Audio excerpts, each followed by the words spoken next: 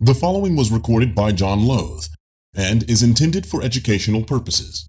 This recording is not to be sold or distributed for sale. If you wish to support the work and publishing of these recordings, please visit the John Lothe Patreon page. If you come across these recordings anywhere else without my expressed support, and find that they are requesting donations for presenting this work to you, you will not be supporting the creator by doing so. This is just a friendly warning to anyone who may fall prey to predatory practices I have come across recently. The Shape of Things to Come by H.G. Wells.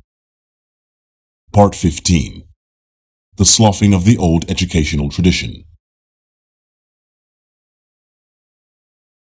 Faber, in his interesting and suggestive historical analysis, 2103, discusses how far the wars, depressions, pestilences, phases of semi-famine, and periods of actual starvation in the 100 years before 2014 were necessary, and how far, with the resources then available, they might have been avoided by mankind.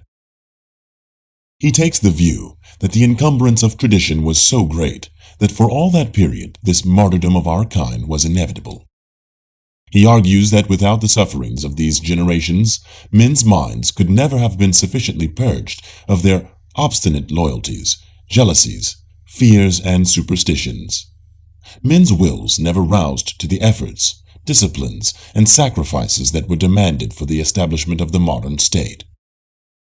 Faber applies his criticism more particularly to this so-called decadence of education after circa 1930. It has hitherto been usual to treat the ebb of school building and schooling that took place then as a real retrogression, to rank it with the fall in the general standard of life and the deterioration of public health. But he advanced some excellent reasons for supporting that, so far from being an evil, the starvation and obliteration of the old world teaching machinery was a necessary preliminary to social recovery. The common school, he insists, had to be born again, had to be remade fundamentally. And before that could happen, it had to be broken up and well nigh destroyed. He sweeps aside almost contemptuously the claim that the 19th century was an educational century. We are misled, he argues, by a mere resemblance between the schools and universities of the past and the schools and post-school education of the modern period. Both occupy the time of the young, and we do not sufficiently appreciate the fact that what they are doing with the young is something entirely different. Our education is an introduction to the continual revolutionary advance of life. But education before the 21st century was essentially a conservative process. It was so rigorously and completely traditional that its extensive disorganization was an inevitable preliminary to the foundation of a new world. The word education has come now to cover almost all intellectual activities throughout life, except research and artistic creation. That was not its original meaning. It meant originally the preparation of the young for life. It did not go on, even in extreme cases, beyond 3 or 4, and 20, and usually it was over by 14. But we draw no line at any age, as our ancestors did, when learning ceases. The general information of the public discussion, and collective decisions all fall within the scope of our educational directorate. All that was outside what passed for education in the early 20th century. What people knew in those days, they knew in a most haphazard way. The privately owned newspapers of the period told the public what their readers or their proprietors desired. The diffusion of facts and ideas by the early cinema, the sound radio, and so on was entirely commercialized for the advertisement of goods in America, and controlled and directed in the interests of influential politicians in Great Britain. Book publishing, even the publication of scientific works, was mainly speculative and competitive, and there was no such thing as a center of knowledge in the world. It is remarkable to note how long mankind was able to carry on without any knowledge organization whatever. No encyclopedia, not even a bookseller's encyclopedia, had existed before the 17th century. For the so-called Chinese encyclopedia was a literary miscellany, and there was no permanent organization of record, even on the part of such mercenary encyclopedias as came into existence after that date. Nor was there any conception of the need of a permanent system of ordered knowledge, continually revised until the 20th century was nearing its end. To the people of the age of frustration, our interlocking research, digest, discussion, verification, notification, and informative organizations, our fundamental knowledge system, that is, with its special stations everywhere, its regional bureaus, its central city at Barcelona, its 17 million active workers, and its 5 million correspondents and reserve inquirers, would have seemed incredibly vast. It would have seemed incredibly vast to them, in spite of the fact that the entirely unproductive armies and military establishments they sustained in those days of universal poverty were practically as huge. We are still enlarging this brain of mankind, still increasing its cells, extending its records, and making its interactions more rapid and effective. A vast independent literature flourishes beside it. Compared with today, our species in the age of frustration was as a whole brainless. It was collectively invertebrate, with a few scattered, ill-connected ganglia. It was lethargically ignorant. It had still to develop beyond the crude rudiments of any coordinated knowledge at all.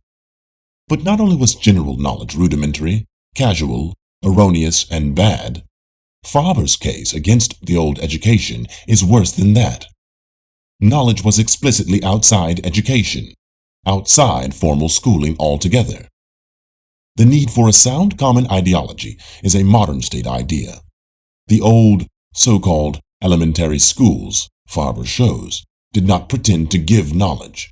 So far as directive ideas were concerned, they disavowed this intention. He quotes a very revealing contemporary survey of the situation in America by Dr. G.S. Counts, The American Road to Culture, 1930, in which the complete ideological sterilization of the common schools of the Republic is demonstrated beyond question. The sterilization was deliberate. So far as the giving of comprehensive information about life went, says Faber, there was absolutely nothing valuable destroyed during this period of educational collapse, because nothing valuable had as yet got into the curricula. The history taught in these popular schools was pernicious patriotic twaddle. The biology, non-existent or prudish and childish. The facts of sex, as they were called, were, for example, taught by dissecting flowers, and there was no economic instruction whatever. The 19th century education was not enlightenment. It was anti-enlightenment.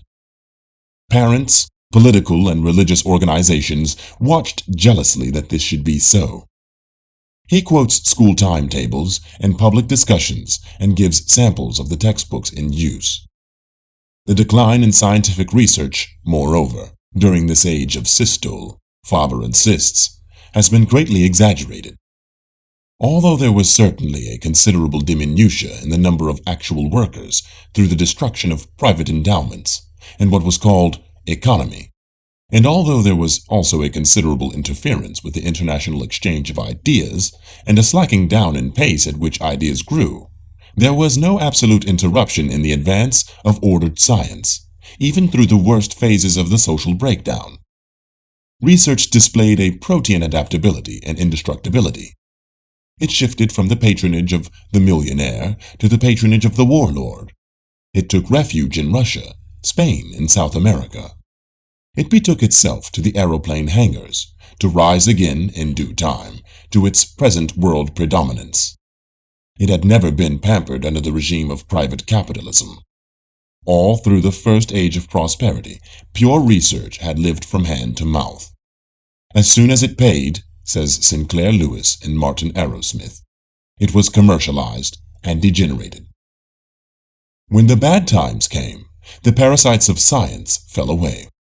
But the genuine scientific worker, accustomed to scanty supplies, tightened his belt a little more, and in all sorts of out-of-the-way places, stuck to his job. What really did break up this period between 1930 and 1950 was a systematic schooling of the masses which had developed steadily during the 19th century. Beyond the elements of reading, speech, and counting, this was no more and no less than a drilling in tradition. There had been some reforms, more particularly in method, some advance in the teaching of infants, though this was sacrificed early in the economic flurry. And a few exceptional schools emerged, but this was the character of the typical school of the time. A progressive multiplication of this kind of school had indeed gone on in nearly every country in the world, even up to the outbreak of the Great War.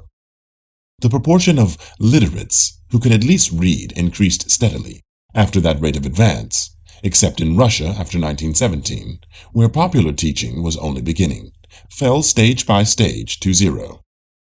But what was ebbing was not really knowledge or instruction at all, but a training in the binding traditions of the old society. The story of what used to be called the conflict between religion and science belongs mainly to the history of the 19th century, and we will not tell again here how the fairly stable structure of Christian belief and disciplines was weakened by the changes in values that ensued from the revelation of geological and biological horizons in that period. Before 1850, more than 99% of the population of Europe and America believed unquestioningly that the universe had been created in the year 4004 BC. Their intellectual lives were all cramped to the dimensions of that petty cellula of time. It was rather frightening for them to break out. They succumbed to mental agoraphobia.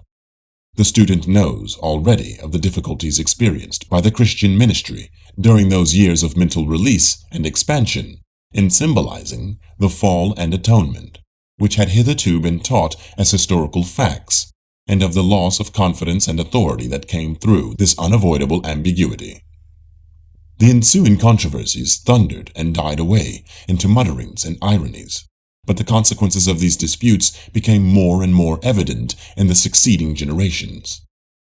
They evinced themselves in a universal moral indefiniteness. The new and old canceled out. The accepted Christian world outlook, both that prescribed by the Catholic Church and that of the various dissident Protestant sects, had carried with it a coarse but fairly effective moral imperative. Hell was the ultima ratio of good behavior. The churches, although badly damaged in argument, were well endowed and powerfully entrenched in the educational organization. Their practical resistance to the new views proved to be more effective than their controversial efforts. People had the social habit of belonging to them and entrusting their children to them. There was no other teachers ready, no other schools. So the traditional orthodoxies were able to obstruct the development of a modern ethic in harmony with the new realizations of man's place in space and time, in spite of the loss of much of their former power of unquestionable conviction. Gradually, throughout the first age of general prosperity, the relative value of their endowments diminished, and they lost intellectual and moral prestige. But it was only with the economic landslides of the post-war period that their material foundations gave way completely. For a time, these great organizations share in the common disaster, and when at last, under new auspices, a restoration of production occurred, they recovered nothing of their proportional importance. Their old investments had vanished. They suffered with other landlords in the general resumption of estates by the community. By 1965 Christian era, it was no longer possible for an ordinary young man to get a living as a minister of any church. Holy orders, since they implied an old world outlook, were also a grave encumbrance for an ambitious teacher. It was extraordinary with that facility that priests and parsons changed their collars and vanished into the crowd with the progressive disappearance of their endowments. The organized Christian churches pass out of history, at last, almost as quickly as the priesthood of Baal vanished after the Persian conquest. There is considerable plausibility in Faber's contention that they could have disappeared in no other way. It had been usual to treat the extensive destruction of social morale, which characterized this period, as due to the interregnum between the fading out of the Christian ethic and the moral and intellectual establishment of modern conduct. Faber questions that boldly. He admits that the morale of Western civilization was built up very largely by Christian agencies, but he denies that they were sustaining it. He ascribes its evaporation almost entirely to the destruction of social confidence, which we have noted already as a natural consequence of the wild fluctuations of economic security and monetary values at that time. Men ceased to respect society because they felt they were being cheated and betrayed by society.